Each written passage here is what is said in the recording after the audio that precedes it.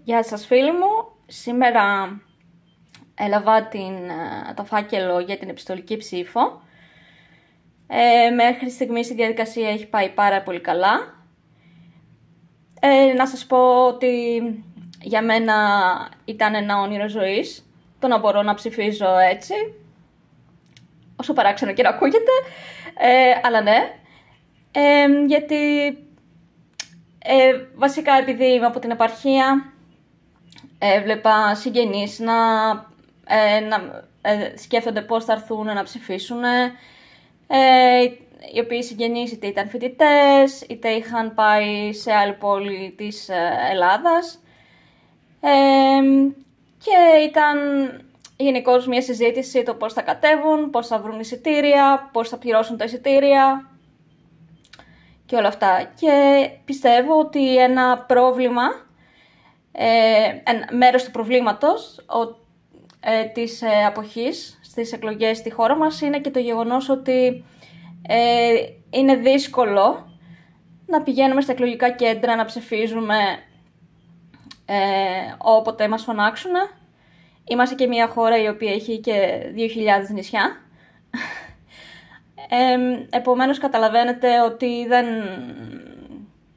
εφόσον η μισή Ελλάδα έχει μαζευτεί στην Αθήνα και στη Θεσσαλονίκη, δεν είναι και ό,τι πιο εύκολο και ό,τι πιο οικονομικό να πηγαίνεις κάθε τόσο να ψηφίζεις στον τόπο καταγωγής σου.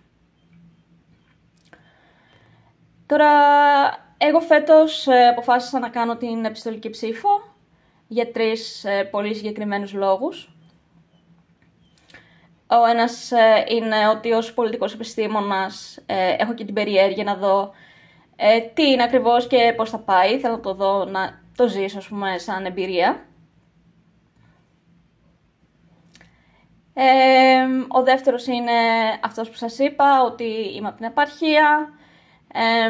Πολλές φορές δεν μπορούσα να πάω στην επαρχία για να ψηφίσω.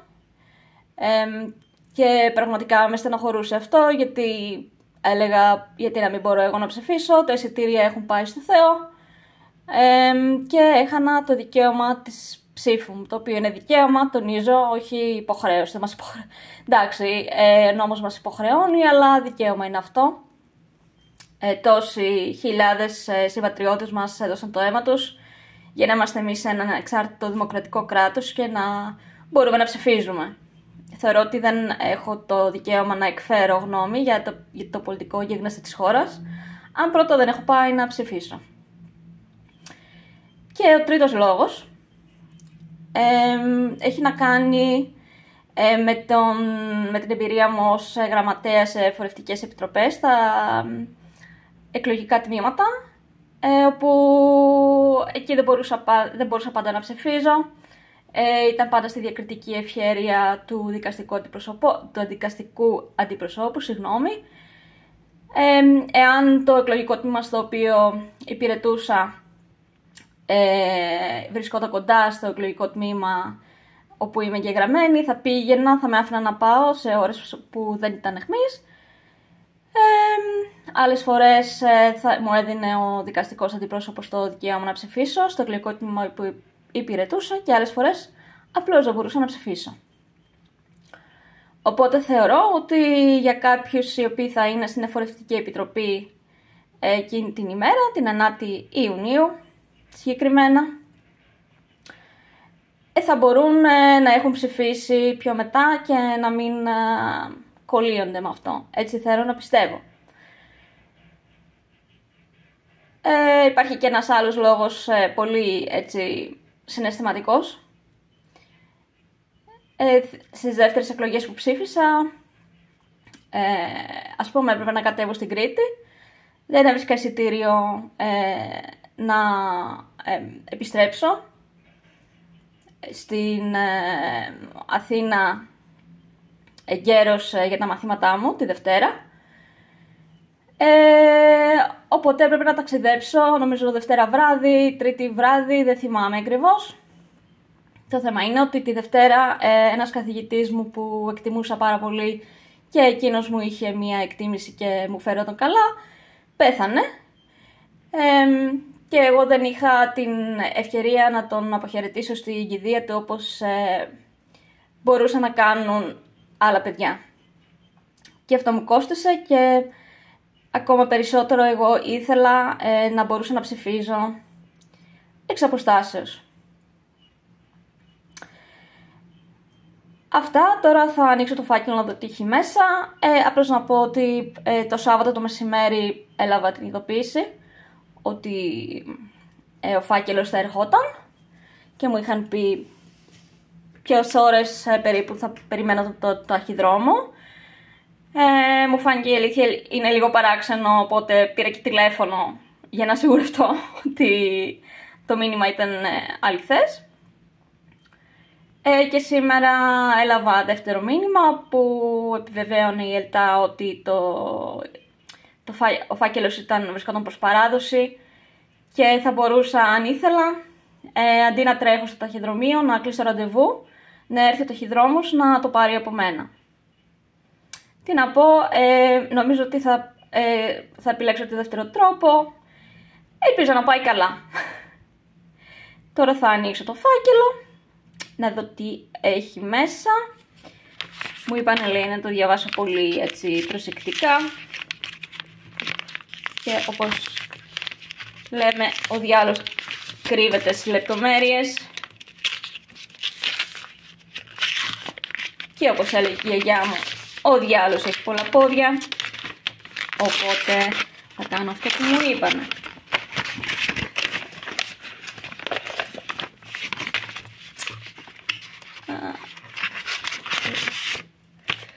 Λοιπόν, τι έχει μέσα?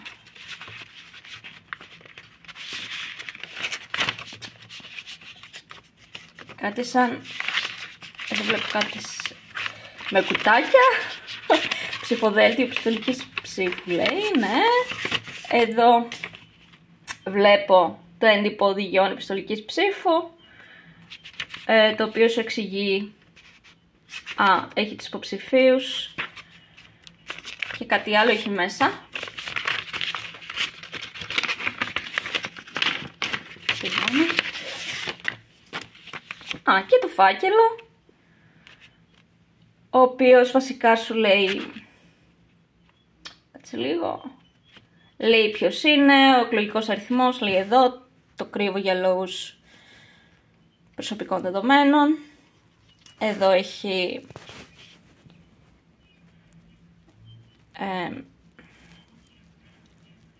ημερομηνία και ώρα παραλαβής που θα το συμπληρώσει η Επιτροπή.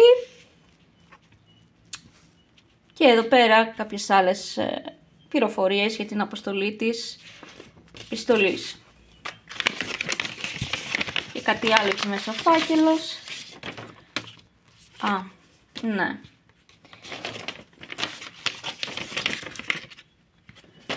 Οπότε θα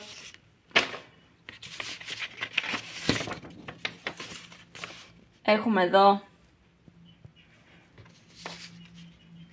το συνδυασμό, τους συνδυασμούς που μπορούμε να ψηφίσουμε. Μπορείς, αν θέλεις, να ψηφίσεις λευκό. Γυρίζουμε στην πίσω σελίδα.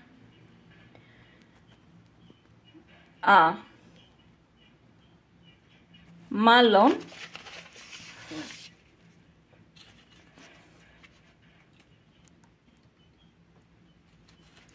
εδώ σου λέει από το συνδυασμό, από το βιβλιαράκι σου γράφει τους υποψηφίους, ένα συνδυασμό με άξοντα αριθμό.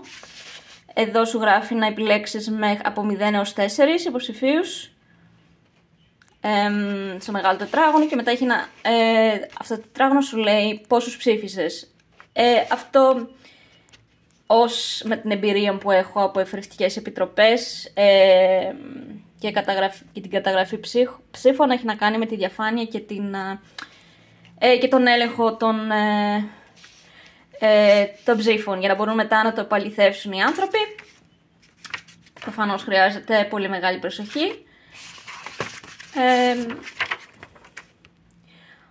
Εδώ μας λέει κάποια εισαγωγικά πράγματα, να τα περιεχόμενα, μην έρχεσαι, ναι.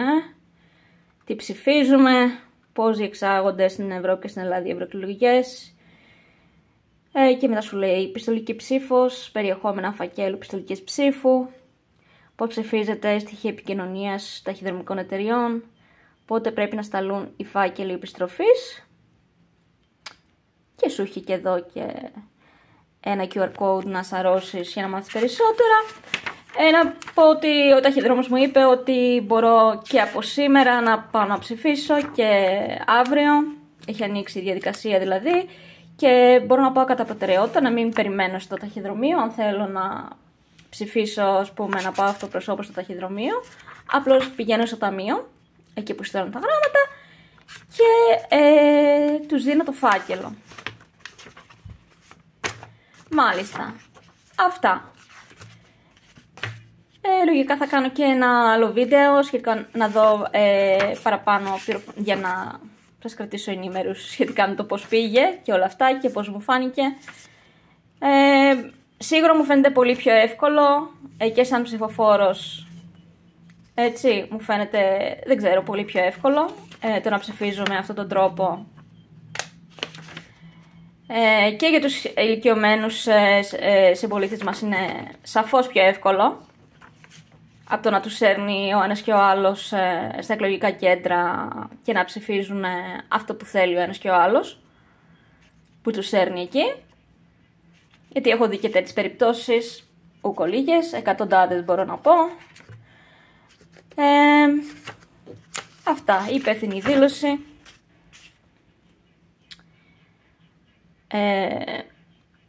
Ότι είμαι εγγεγραμμένη στους καταλόγους και αυτή είναι η δική μου η ψήφος. Λογικά αυτός ο φάκελος είναι για να σταλεί στην επιτροπή και εδώ μέσα θα βάλω το ψηφοδέλτιο που είναι αυτό. Δηλαδή αυτό πάνε μαζί, ναι. Και έτσι όπως είναι θα μπουν εδώ μαζί, σε αυτόν το μεγάλο. Και ναι, αυτά. Καλή ψήφο σε όλους μας. Θεωρώ ότι πλέον δεν υπάρχει δικαιολογία να μην πάμε να ψηφίσουμε. Και εύχομαι και στις βουλευτικές εκλογές να γίνει το ίδιο. Το θεωρώ τρομερά πρακτικό. Αυτά. Καλό σας βράδυ.